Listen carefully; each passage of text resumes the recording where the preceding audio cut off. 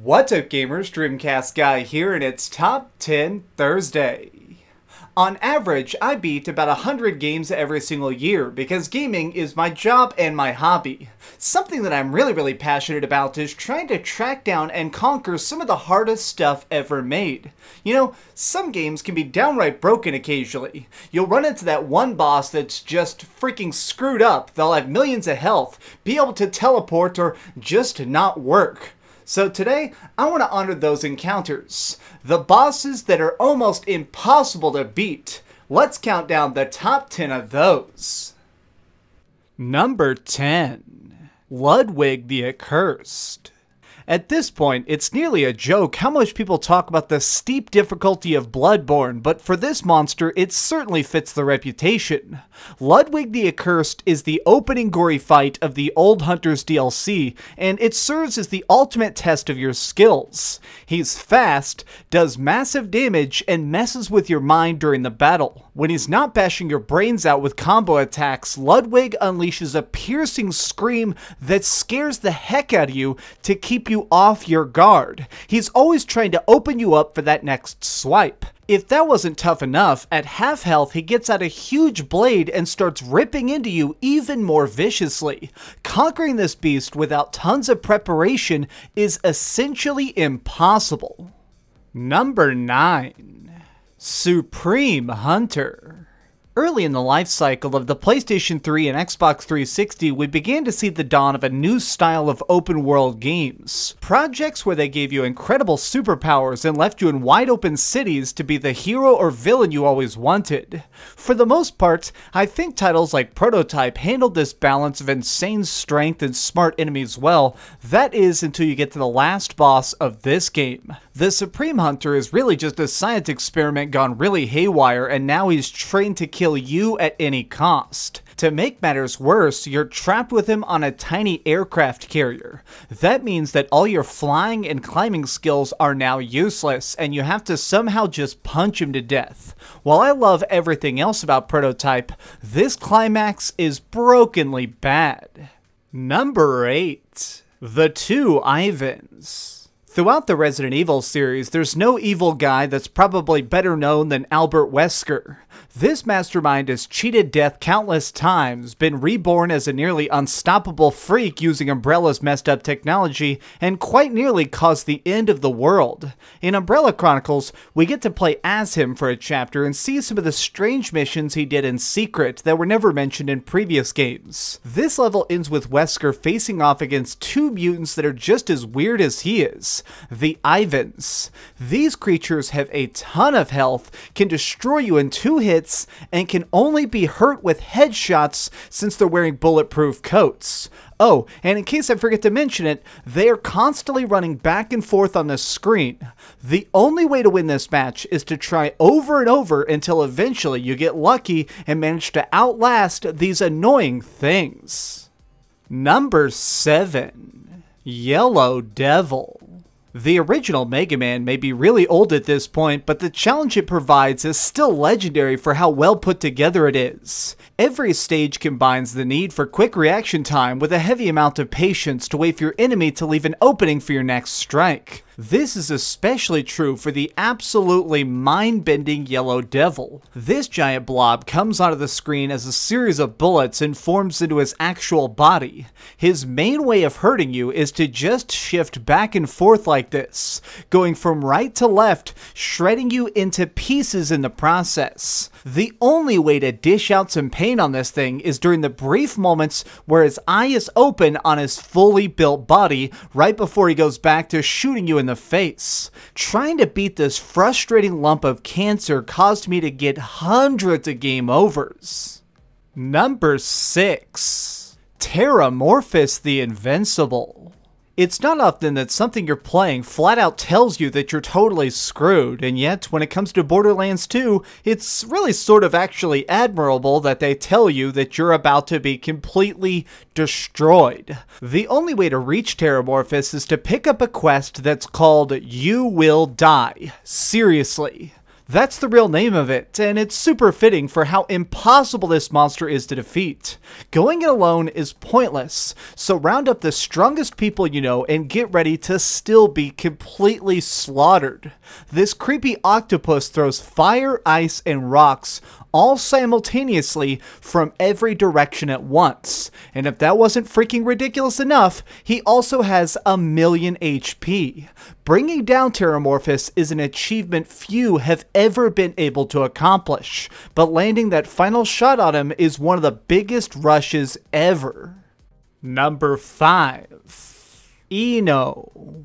Normally, people don't think of fighting games as having bosses. Instead, they usually just envision these goofy endings to whatever story mode they bother to throw in there as something to just keep you busy when you're not doing versus mode. An exception to that is certainly Guilty Gear though, since each one comes packed with a big roster of odd characters and concludes with an epic showdown. This is Eno, and I have to say it, she's basically a demon. She is the insane last match of this game, and I can't believe they even put her in this. She uses a guitar to shoot energy, can chain long combos together easily, and will launch unblockable moves if you leave yourself open even for a moment. Some of her hits literally fill up the entire arena, leaving only a tiny corner to try and hide in. I must confess that I've never beaten her. At this point, I've probably made 1,000 attempts to bring her life bar down to 0 and failed every single time. Number 4. The Nameless King. Deep within this beautiful clouded castle, a lord lurks, waiting to be awoken so he can kill again. The Nameless King is a 2-part boss fight with both phases being savage. At the start, he rides in on a giant rotting bird and unleashes heavy blows against you instantly. Dodging his wide swipes and random magic is like trying to dance to music while blindfolded with your ears being plugged. Because really, it's so hard you're really kind of just trying to predict what his movements will be through the clouds. If you're talented enough to make it past this opening, the Nameless King himself dismounts and tackles you one-on-one.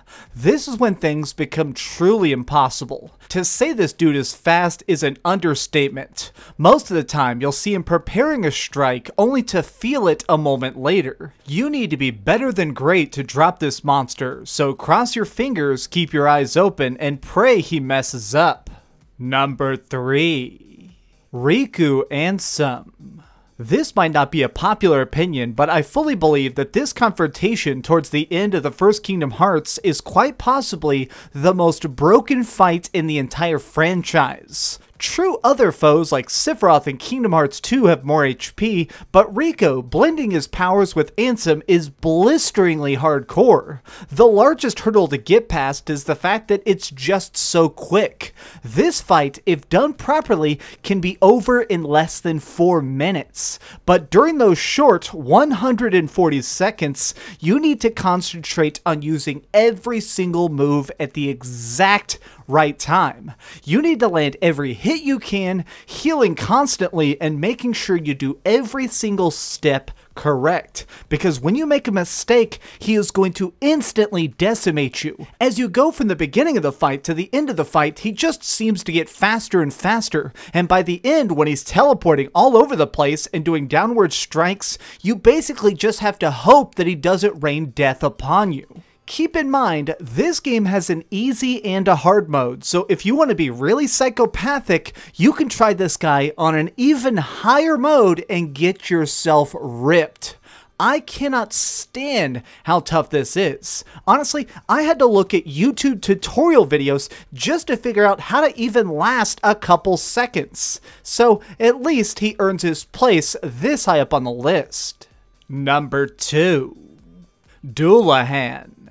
All 3 of the titles in the Golden Sun trilogy are amazing RPGs. They have cool combat, deep story, and some really cute graphics that I grew to love. Along with that, they provide some really strong optional bosses for those who want to push themselves. In Golden Sun: The Lost Age, after you complete the game, you can face Dullahan for a chance to unlock the strongest summon in the world. Doing this, however, is going to mean that you're heavily armored, high level, and willing to die, because this guy is nothing more than an enchanted suit of armor that is freaking nuts.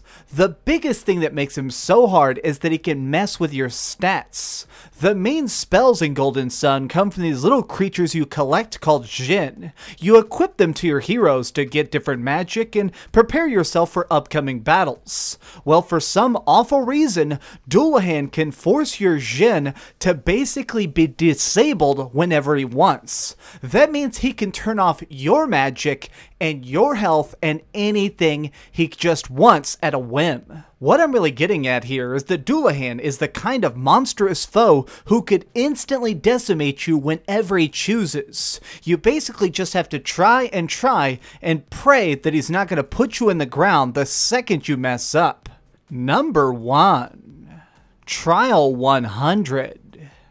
Anyone who's ever played Final Fantasy XII knows that it's not really a tough game. It's actually one of the easier ones. That's kind of why I think a lot of people like it. The way the gameplay works allows you to customize how your party is going to behave, and even make it where they can each have different types of skills or be different classes. However, in the recent re-release called the Zodiac Age, they included this special extra game type. Something that is so hard, I'm pretty sure that only the most dedicated people will ever even see halfway through it. This is called the Trial, and it essentially goes like this. You're kind of fighting through a tower, with each floor being a big giant fight. A series of random monsters that are thrown into your path.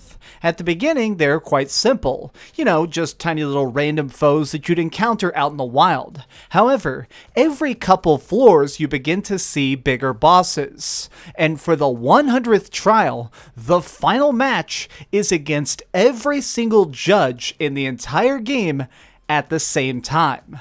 These guys individually are incredibly difficult. They are designed to murder your entire party, so put them all in a room together coming at you is just beyond impossible. In fact, to beat these guys, it's recommended that you be the highest level with the greatest gear in the entire game, and even then, this total fight takes you an average of an hour to complete. During all of that, you need to make sure that your heals are properly timed, your people aren't getting ganged up on, and you don't make a single tiny flaw. You need to be perfect if you want to hope to accomplish this, and I don't think that most people can.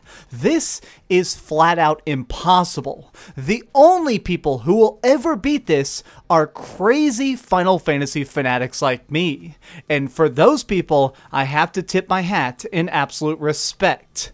The Trial 100 wins my award as the boss fight that's downright impossible.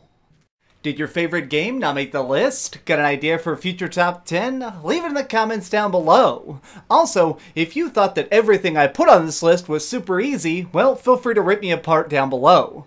If you enjoyed this video, please give it a like, share with your friends, and subscribe if you haven't already. But do me the biggest favor of all and keep dreaming. This week, I beat Dark Souls 3 again with a buddy of mine, and it is a freaking masterpiece. Especially on co-op. I think I need to write another video about best co-op games.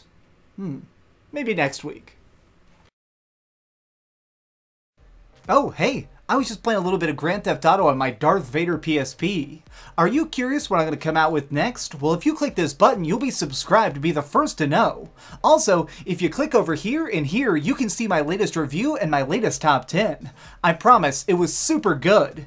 Or it was really bad, and I'm sure you can just make fun of me in the comments. Either way, it'll be a lot of fun. Thanks so much for watching.